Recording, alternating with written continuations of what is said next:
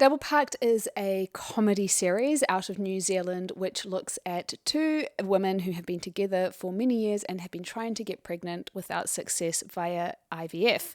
Now, you must be dying to know about how your IVF's gone. Yep, we are. Alrighty, this is that moment. Hooray! Oh my God. Oh no, I didn't mean hooray. I meant hooray for finding the file. Right. Yeah, no.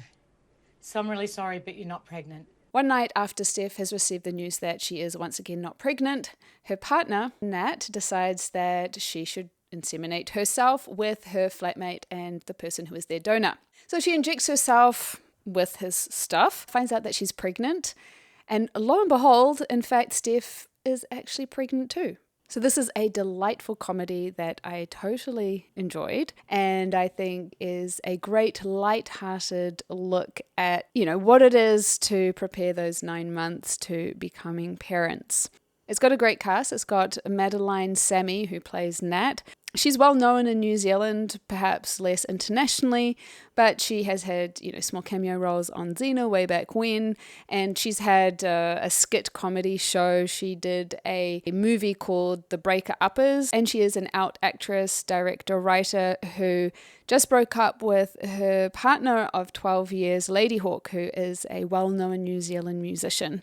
And then we have Antonia Preble, who you may recognize if you have watched my video called The Gayest Soap Ever, which is about Shorten Street. Very happy to see her reprising a sapphic role again. And I have to say, the two actresses are friends in real life, and you can really see that chemistry come through on screen. So it was really delightful to see them working together. Now, as much as it's a comedy, it also has some serious moments, which I thought they peppered it in well. I think that they do just a really great way of turning things on their head, and instead of playing into the heaviness of the moment, into the drama, they create a lot of levity. I certainly appreciated the levity that they brought into the show. There's something bright and happy and warm and inviting and hopeful about it, which I have to say there are a lot of shows out there that are just so relentlessly grim. I did review One Night previously, and that's one of those shows that's relentlessly grim, and this is not that, and it makes a lovely counterpoint. Sometimes you need a bit of sugar with your salt. Does that even make sense? Overall, I found that it was entertaining and it was well written, it was well structured. You could see each episode kind of was its own story in itself, but there was an arc that was pulling you through. Of course, the pending births of the children, and you just knew that once it got to that, there was going to be big drama around the births. And we weren't disappointed. What I particularly loved is that we were exploring an established, loving sapphic couple where you didn't get the feeling that they were imminently about to break up, even though, obviously there are issues coming up, and they're not small issues that they're dealing with. But because of the comedy and because of the way that it's set up, there was a feeling of security. It was a bit like Mad About You, it's about the couple and the couple's relationship. They're not going to break up. The chemistry for these two was just fantastic. I loved it. I love watching them interact. I love seeing the interplay.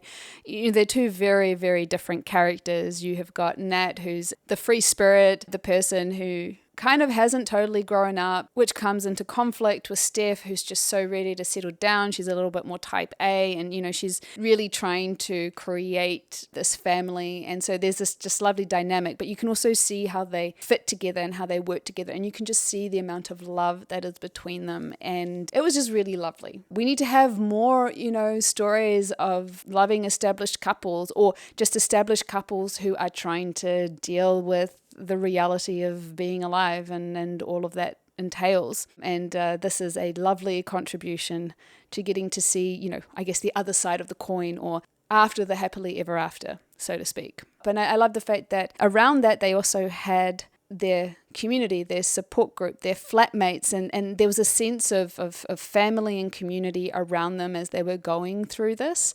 Also very realistic that you would be flatting at their age even though you were about to have children, because I don't know who can afford a mortgage over in Auckland. The prices for houses are astronomical, absolutely insane. But it also set up for that lovely community feeling. The flatmates, Johnny and Lily, were lovely, and they had their little love story going on in the background, which I thought was really cute. And it was nice that for once, the relationship that they were trying to hide was not the lesbian storyline. It was actually the heterosexual storyline. And Johnny as the donor, I loved him. He was just adorable and he seemed like such a great guy, and I wish someone as lovely and adorable to every single lesbian couple who are looking. Spoilers beyond this point, turn around if you don't want to hear any specifics about what happens later on.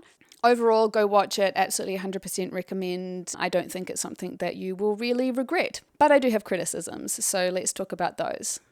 I thought that the first half of the show was incredibly strong and really hooked me in, and I was basically binge watching that. The second half I liked just a tad less, and I was thinking about why that was, and I think it's because it introduced just a little bit of realism. It kind of subverted some of the light-hearted tone that had been going on. Like, it didn't destroy it. It just sort of made you face up to a bit of reality. Maybe I didn't want to quite go there because I've been craving light-hearted and happy content. But I think it's also just a little bit more than that. I think that when Steph confronts Nat with her issue around not trusting her, I mean, that's a really, really massive accusation, and I kind of didn't really see it coming, and maybe I wasn't meant to, saying she didn't feel that Nat was really showing that she was ready to commit or that she was ready to have these kids, felt a bit disingenuous or didn't feel very truthful, because I feel like Nat at every stage was just trying to be so supportive of Steph, dealing very well with Steph being kind of jealous that Nat got so easily pregnant after they had been trying IVF for so long. So for me, I felt that Nat was, maybe that kind of unruly, chaotic character, but she was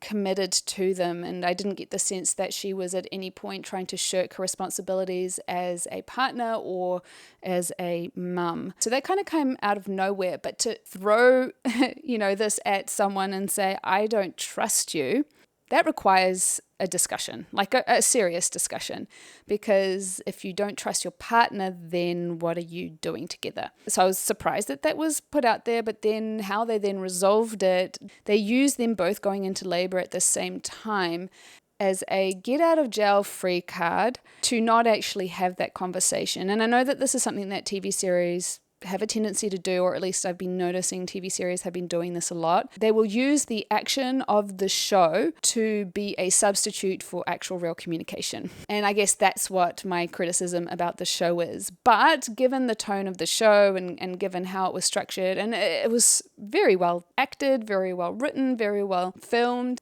it's a small criticism in the grand scheme of things. It's a little pebble in my shoe. I will put where you can watch the TV show down in the comments below. I have other TV show and film reviews. Check out the playlist on your screen, and until next time, lady lovers.